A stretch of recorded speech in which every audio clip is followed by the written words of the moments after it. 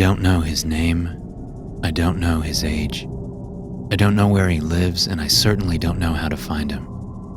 All that I know is that he's dangerous, and he's on the move. I'm a government employee. I work in a research lab that develops experimental weaponry, primarily of the biological variety. I don't want to say too much more than that, as this is already at massive risk of exposing my identity. But I will say that I'm not exactly an intern. I've seen things. I've studied things. I've created things. I created him, or, better put, I recreated him. Confused? I don't blame you. If you're reading this, then you're well aware of the concept of legends and mythology. Things that feed on our collective imaginations to grow more powerful, that live on our tongues as we utter their names and speak their stories, growing and evolving until they become a force of their own. Unstoppable. Unforgettable. The man with the red notepad is one of them. I'm not positive, but I think his legend began in an email chain from the late 90s. You know the type. Forward this to 20 people in the next hour, or some asshole is going to hack you to pieces with an axe. Except his went a little differently. In his, he would find his victims and draw them. Sometimes he would draw them drowning to death. Other times he would draw them wasting away in a hospital bed. And other times, he would draw them being cut open and pulled apart. It was a coin toss what version of the internet myth you'd encounter, but all of them had one thing in common. He would draw you, and you would die. The thing about the man, though, was that his sketches were thorough. It wasn't enough to simply make a stick figure labeled Sally and have that stick figure being impaled by a flagpole. No, in his sketches, Sally was a detailed work of art, with immaculate shading and perfect lines. His sketches would take hours. Sometimes they would take days. It was only after he had finished his sketches and signed them with his messy initials that the death sentence would trigger. When I received the assignment, I laughed. Give life to a legend? I remember saying to my boss. You know April Fool's was 6 months ago, right? She wasn't laughing, though. I remember the way she took a deep breath, straightened her blouse, and sat down in the chair across from me. I remember the steeple of her fingers, the nervous twitch at the corner of her mouth, and the smell of cheap coffee gently steaming on the table between us. Fear, she said carefully, is a weapon more powerful than bullets and bombs. We need that right now. That was 6 years ago. I've grown since then, mentally and physically. So has the man. He started life in a test tube, shapeless and helpless. Before long, though, he was walking, talking, and after not much longer than that, he was killing. At first it was prisoners, people we'd pulled from black sites. We'd sit both of them in a lab we called the Red Room, the prisoner chained, and the man behind a plexiglass divider. He'd draw them, and they would die. Sometimes they'd catch fire. Other times they'd break out in hives, scratch their own skin bloody, and flay themselves alive. Always, though, they would die. Needless to say, he never had access to the notepad unless the experiments were running. In the time between, he'd sit alone in his small cell, hunched over in the corner with his head down. I suppose I couldn't blame him. With only a thin mattress, a bowl to shit and piss in, and 2 meals a day, there wasn't much else for him to do. We kept 2 cameras pointed at him at the front of the room just in case, monitoring the man at all times. We even made sure to cycle the guards, on the off chance he managed to coax one into becoming sympathetic.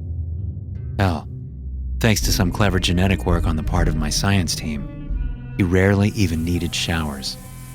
So he was virtually always under lock and key. We took steps, is what I'm saying. We covered our bases. Despite it all, though, he escaped. I got the call last week, and when my boss broke the news, at first, I called bullshit. It wasn't possible. Nobody escaped the facility. Hell, I remember the day it had first opened, when I was still a young man with stars and stripes in my eyes and fantasies of helping my country defeat the bad guys. I remember the contractor who'd overseen the construction, a round and hairy man with breath like garlic sausage and the fingers to match. He'd called the facility state-of-the-art, proudly boasting that Sherlock Holmes couldn't break out of here. And yet the man was gone. Not only was he gone, but he had left a bloodbath in his wake. All in all, there were over 10 security personnel dead. One of the guards was found outside the man's cell, her skull cracked open and brain matter gently oozing from the fracture. Another was found in the camera control room, a bottle of Drano at his side and vomit covering his chest.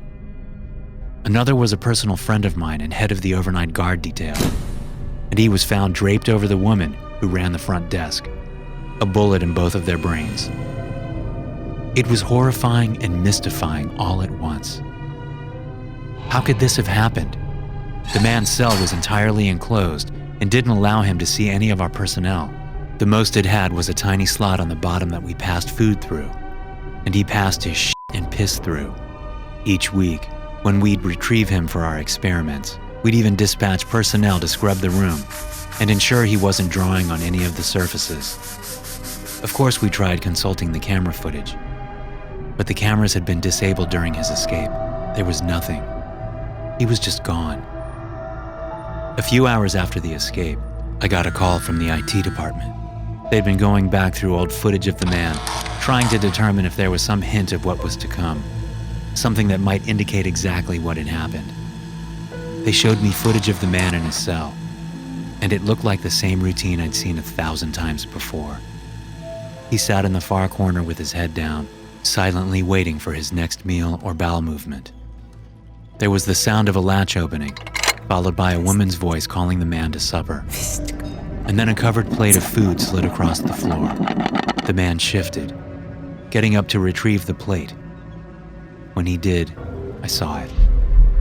A tapestry of red was written upon his flesh, detailed and intricate, markings covering his stomach that looked to have been carved by the edge of a fingernail. He quickly readjusted his shirt, taking care to tuck it back into his waistband. My jaw dropped in stunned silence. "Can you play back the footage with his shirt up?" I said quietly. "But take a still capture and zoom in." The IT technician nodded and did so. That's when it all came together. The markings in the man's flesh were his escape plan, his sketches, each one an immaculate carving of the facility's guards, each one a piece of the puzzle. One showed a guard unlocking the man's cell, then caving in her own skull with a heavy steel door. Another had a guard disabling the cameras and then swallowing drain cleaner. The last sketch was of the man I knew, the head of the nighttime guard detail. It pictured him shooting and killing 7 other security personnel and then turning his sidearm on himself. There was also another sketch. I recognized that face as well, and my heart sank momentarily before realizing the subject of the sketch was still alive.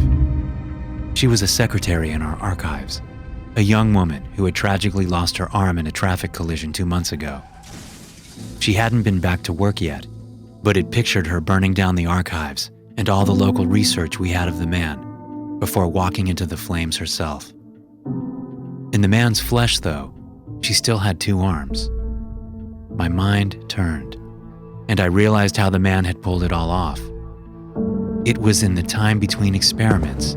It was during the walks we'd take to the Red Room. While he made his way along the corridors in chains, he'd catalog faces, features. He'd store them away in his memory, taking care to notice small details of their schedules. He'd grown up here, after all, spent years in the facility. He had plenty of time to grow familiar. At first, my boss refused to believe it. She argued that he never indicated any such capability in the email chains we'd pulled his legend from, that he'd always needed his red notepad, and once he had it, he needed the subjects present to sketch them. It was, of course, our mistake to forget that legends evolve. Now, that mistake has cost people their lives. I see it in the news reports. They're easy to miss if you don't know what you're looking for. But I know the man is on the move, and he's killing again. The facility and the government refuse to comment on it. They refuse to come clean about the things we're doing and the danger the public is in. My boss died 2 days ago. The day before that, a member of my research team passed away. The day before that, 2 other members died.